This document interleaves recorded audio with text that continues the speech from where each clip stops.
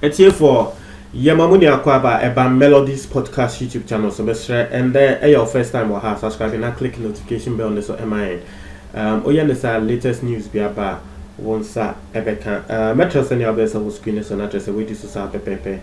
Am I and some be air so okay let us so send your subscribe. We are number na at that screen and send over to me afraid and now when they actually come and fan who say asema wo pese woni yen ejojo if we've talked about it or not and fan who say ya kasa fa ho another be obetumi a friend if it's on this same matter kra obetumi a friend we are your Facebook page no ebi mo ebi say your Facebook page no edin no edin no also ho Melodies Podcast now pese o click and now or like your Facebook page now link no e description box ni mo me share click na like my yanko yensem so Andra, Kumawood, actors and actresses, any Kumawood film producers, editors, just say,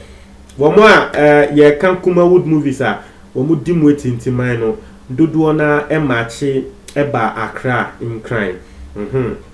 More bank crime, Eba petition, the parliament. The Omo Machiba Parliament House in crime, Eba petition parliament now. Onipa wo shia wo mo a wo je petition no Osechi Mensa Bonsu the majority leader because parliament and so many public relations in Yama wono na wo ye responsible nti ono ana ke say wo je sansem nti no wo je petition no na nipa wo kasa Mark Brown na Mark Brown ye wie no na ye interview other people producers ne film actors ni because kumenu muni akasa senia wawe hu mfoni no etwa ewo screen so no obon say yes omo koy pa na obi be bi say na Kumawood movie for aden na wo mo free Kumase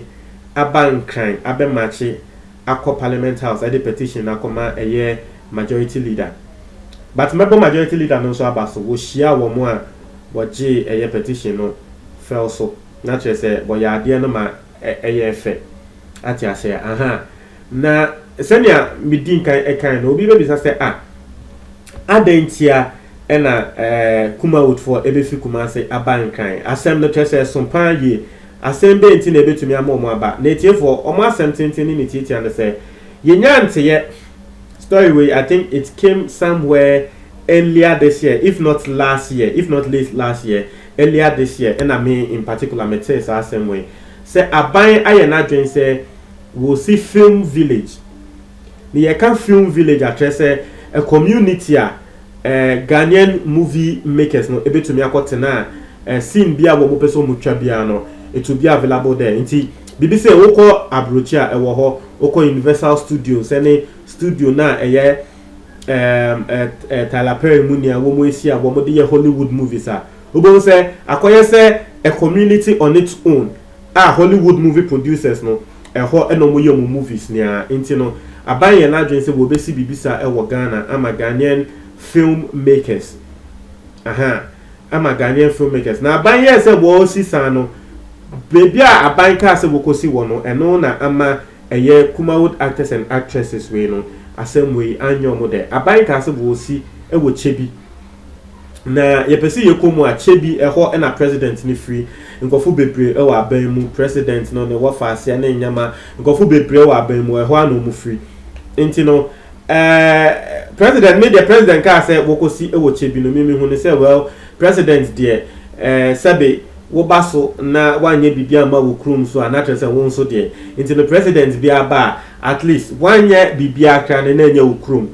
e say wo ye bibi mo because you not be president forever that chibi unsu ni ho na okrum fo aka say okay you support wo na ye to abama ono we ni enya free mu into me I'm not against that if the president wants to build something for him his hometown I'm not against that because the hometown the kind of Ghana into Osiama the hometown now is still developing Ghana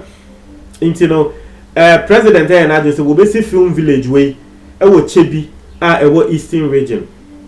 and no na Kumawood for tenants ya ka say epa ho ada ben dabi sebe yentina ade we ho ema omo besi nwie ansa na yesu na yesi ye yi wuti na wankasa ho a ye yi we yi bone enti no omo tena ase ena wo mo fa adwen se da bi asem we de ye nhwe ema ne nsi na openyi etena ho ema nkola ere nanka ye kananka refo no penyi nso wo ka ho na wo mo asem ne se wo hwe Ghana high nia bebia movies ejina pa anankrofo abo mo aso movies ni mu a ejina pa eye Kumase eye Kumawood fo no omo no ma Ghanaian movie ejina na se yesi bibia ma movie a ada na wonsi wo bebia ye befa ne say is the headquarters of Ghanaian movies eye Kumawood ada na ye nkosi no wo ho na ye kosi wo Chebi ana ye kosi wo Eastern region because Eastern region ana Chebi no we don't know of any production firm ewo ho. Yes, there might be one or two movie production firms but enye kese te se Kumawood na ye nim se wo mo ye ewo Kumase no inti se abaya na adwe se wo besi film village and a movie village and an industry village be for movie producers and movie makers na ka the best place no Kumase because aside that no kan Kumase no akoye se central place wo mo free north no ebetumi aba ho enkranfo nso ebetumi akọ ho obi a wo free eastern betumi aba obi a wo free central volta bibia ba akoye se wo hwe Ghana map ne so Kumase no akoye se ehyemedew nti no that was also part of their argument say Kumase no Kumawood no aside say eno na eso movies nim no Kumawood na sesia ejina Ghanaian movie industry no Kumase na ngasa so esanso ye central to see bibi sana it's good say we be see no e was central the central position nti omo asem no tentini ni titia eni say the film village no ma aban enkosi e wo Chebi na aban emesi ewo Kumase na wo maka asa no me no nipa de say o kasama ho but I had a problem with ensema wo mo de ekoye because for me no akoye say de wo mo pese aban ye de say o mo pese aban besi Chebi de no but de aban besi wo Chebi no aban mfa besi ewo Kumase. Oh, honor na menti asia because I was like akoye say utifie na o maame aye na adwen say wo to empobwa ama wunu aketoa yema say utifie na uwo nnua mienu wati asia na o maame ana woka utifie na wunu aketoa wo ho na wo maame aye na adwen say wo to empobwa ama wunu aketoa no na wako katrom wunu aketoa ne wako katrom maame say dabi ma na ade na akoto mpobwa ama minyu aketoa no me nto ma no mpobwa de ode beto mpobwa ama no fato ma me etie for this particular scenario no obi ginechi abobeka se wo say uye ni brainy it's just a scenario I'm giving na mondwe hu ye obi ginechi abobeka se wo ye wo say no uye ni brainy but na nka wo ko wo ma me ho e na wo kata nse ma eye se wo to mpobwa ama eye minyu aketoa eye ba ma mesre o mensu mi hia mpobwa nti no to mpobwa ma na mensu bomoden na tobi ma me o kan sa dia wo bia be hu se okay asem na wa kana eye fair because nsu wo hia uni aketoa no so wo ye den wono nsu hia uni aketoa no po de enye se maybe onu no bisa ayo o ma me na ye na adwo se wo to ama no na wo ko katro ma me se da bi mento ma no ma be to ma me nti in this particular situation no is the same. That's how I see it. Mimi who say nanka one more the petition ne koye e koka say aban film village a wusi wo Chebi eye at least Chebi de Ghana ye nim say wo mo ewo bibia nti ebe mo anya din kra say the only film village in the country is in Chebi ebe ma Chebi anya din kakra nti at least say wo si bibi ewo Chebi ne de eye but yesrel yen pa ni yen hia nti ye be ya sibi nso ma yen nanka wetie di aban beka se oka se ebi amintumi nsi mamu na budget no ma ye ni sika ba akopɛ e na medikosi wo Chebi na medisi wi a mintumi embesi wo bebi fofra ho no na mo ahya sese mo okon se okay besi ma yen chinchina na mo dem point akɔ but ko eni na okaka den se dabi mensi wo Chebi besi wo me ho na akɔ se wo ya ye ni brainy. That's what I think. That's what I think. My personal thoughts no. Imi hu ne se wo koye na akoka se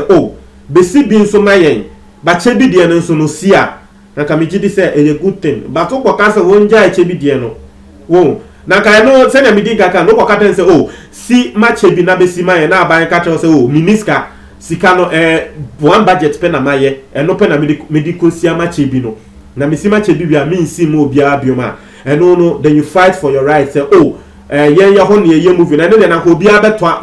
obi abe support mo say oh mo ho ne ye movie nti na nka aban yi si bibi ba ko pa mo ho na so osi wo enye so osi wo baby fufuru bia what you say but you didn't go in that front mo ko say aban mo nsi wo chebi o mbesi ma mumom nti no that's where me I have that problem, that little problem. That's why I have that problem. But aside that, no, I think they are also fighting for their rights. And then you say human beings there, you can't fight for and I say human beings, you can't actually fault any person. Wun to me enka se nipa no wo ye bone se nipa ne fele se ohia bibi se wo ye ma no na waba se ye ma na me hu ne say there's nothing wrong with that. You know, yes, in that lightning, so no, they're also doing what they think is right for them. And you know, it's for Chewadjin our comment box. Aside this little issue, me I have their approach and I say, "My NC Chebi Diana ni embesima wa mumu no." That's the only place I have a problem. But na komo advocate say yensi mo mutu ni na kameno. I think it will be fine. But for Chewadjin our comment box, waiting for me that's it.